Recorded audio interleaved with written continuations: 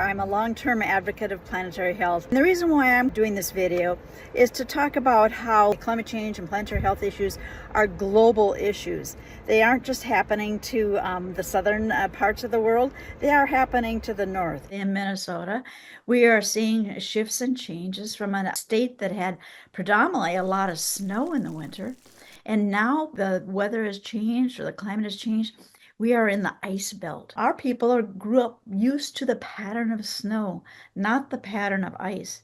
So we're having a lot more people that are falling due to slipping on the ice, motor vehicle accidents related to the ice, closed head injuries, broken hips. This is something that is relatively new for us. We also are seeing changes in our vectors, mosquitoes and our ticks. My little grandson, who was 2, got a deer tick bite up near Lake Superior, walking through the forest up in the northern part of Minnesota, and he had to go on antibiotics. My daughter, who was pregnant, got a deer tick bite at a city park right here in St. Paul, and she had to go on antibiotics. This is not the story of just one unlucky family. This is the story of changing patterns and shifting ecosystems. And we need to understand that these shifts impact the lives, the livelihoods, and the health and well-being of the people who live in these areas. It's happening all around the world. Wengi wao wakidai ya kwamba ni utamaduni wa kila mwaka, lakini ukweli ulibainika ya kwamba ni wengi wa wakulima ambao wanataka wapanue sehemu zao za ukulima. Muda huu moshi mkubwa hujaa angani na majivu ya mipapaya ambayo yanachomwa huruka hewani na kisha kutua katika baadhi ya sehemu ama makao ambao watu wanaishi. Kwa wakati huu kunakuwa na harufu nzito ya moshi inarejea kuyaathiri maisha yetu. Nilipata kutembelea sehemu hizi baada ya siku 3 baada ya kwa ile moto kuisha, na kitu ambao nilipatana nayo ni ya kuzunisha sana. Maana hizi sehemu ni sehemu ya ekolojia kubwa sana, na huwa na baadhi ya wanyama, ndege, majuzi, samaki na wadudu wa rangi nzuri ambao yanavutia sana kila wakati ambao tunaitembelea sehemu hizi kupata burudani. Siku 3 baadaye haya yote yamepotea. Ni hali sana ambayo ilikuwa ikinihuzunisha, nikiyaona ndege waliokufa, wanyama waliopoteza makazi yao maana hawana pali pa kuishi tena, wanatembea kila mahali, sehemu ya mito haya yakiwa yamekauka, baadhi ya samaki wakiwa wamenaswa sehemu ambayo hayana maji. Mara nyingi nyasi ambao husaidia wafugaji wa eneo hii, wafugaji wadogo, nyasi haya huwa yanakuwa mazuri sana ambao huwa wanakuja kuyatoa ili wape mifugo yao, kisha baadaye wanapata maziwa ambayo yanaweza watosha kwa familia yao na pia kufanya biashara yao. Fast forward to 2023 when I had to move to Kano. The streets that I was living in was everything. It was cool, the environment was okay, the neighbors were perfect. However, we had this one problem: flooding. Not that the area was very close to a water body or to a waterway. No, it was because, and not because we didn't have a proper drainage system. No, it was because of land pollution. At some point, in the drainage passageways, you would see hefty or so many plastic wastes clogging the waterways, blocking water from being able to move freely, and then allowing water to spill over to where we were supposed to pass.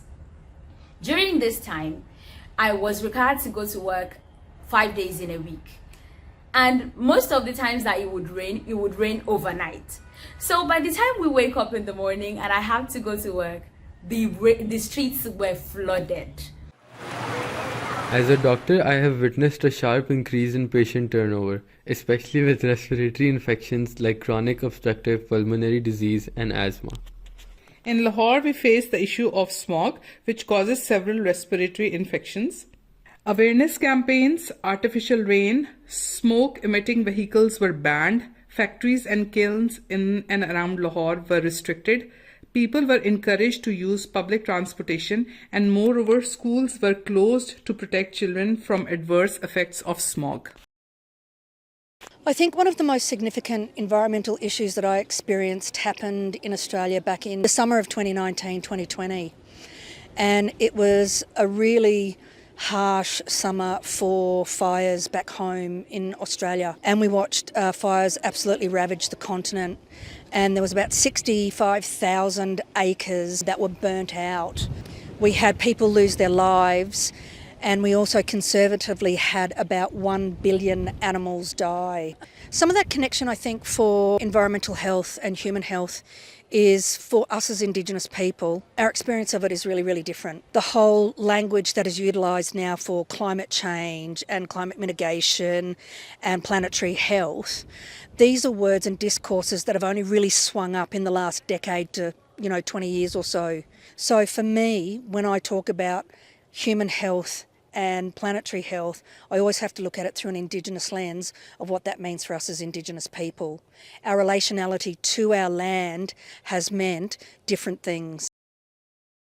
Last September, my husband and I got married and we went on our honeymoon to Asheville at the same time that Hurricane Helene struck. Overnight, everything changed. When we looked out the window, the trees were blowing sideways. It looked like we were inside of a tornado. It actually turned out that the hurricane swept away the bridge for us to even get out of the area we were in. Long story short, we had to end up scooting ourselves across a fallen tree over the river. We also helped other people cross that tree. That experience made me realize truly human resilience and the importance of community, but also how scary and devastating natural disasters can be.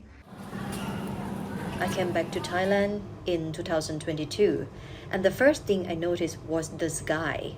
It wasn't blue anymore. It was a dull, heavy gray. No big factories, but the air pollution still comes. Crop burning wildfires, it doesn't matter where it starts. Sometimes the sort inside the country, sometimes outside the country. The truth is, this problem doesn't stop at borders. We share the same planet and we share the same air. I used to think that one person couldn't do much, but now I believe every voice matters. Every action counts. We need better policy. We need business to take responsibility. We need to prepare for disaster before they happen. And we as individuals need to talk about this, share our story, make people care, because this isn't just my story, it's our story, it's our world.